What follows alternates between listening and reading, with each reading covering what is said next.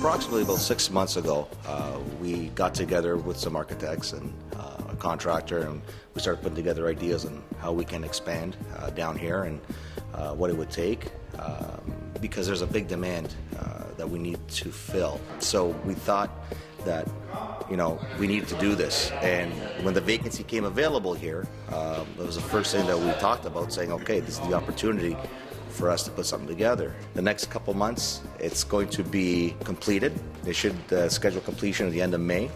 And this room will be called the King George Ballroom. We still don't really know the exact cost of the project, but we're probably going to be estimating anywhere from $2 million to $3 million kind of thing. You know, once it's all furnished properly, we're not cutting any costs anywhere. It's going to be a spectacular room.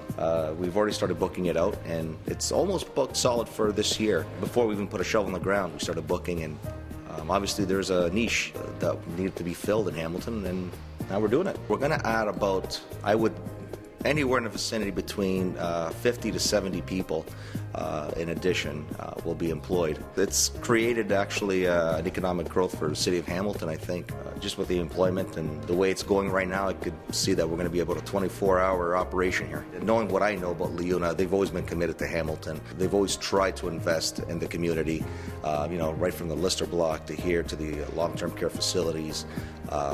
You know, I don't think it's ever been a question of whether to invest in Hamilton or not.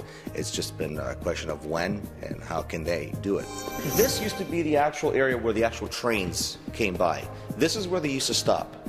This was nothing before. We actually enclosed it, and this was where the old CISO offices used to be.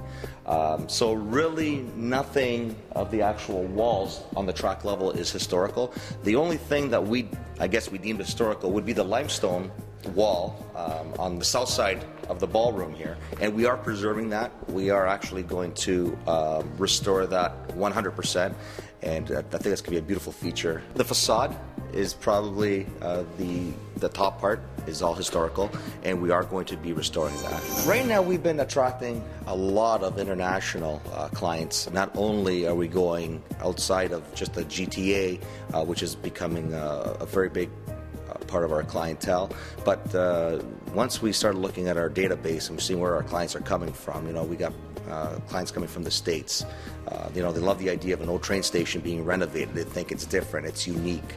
And this, again, will give the same flavor as our Grand Central Ballroom, you know, and being exactly where the trains used to come in, will give it that same kind of dimension, and I think that it will create that same excitement. And we continue to have a few prestigious events coming up in the next 12 months, so stay tuned. We will be doing a press release on our Facebook, on our Twitter, and on our webpage as well.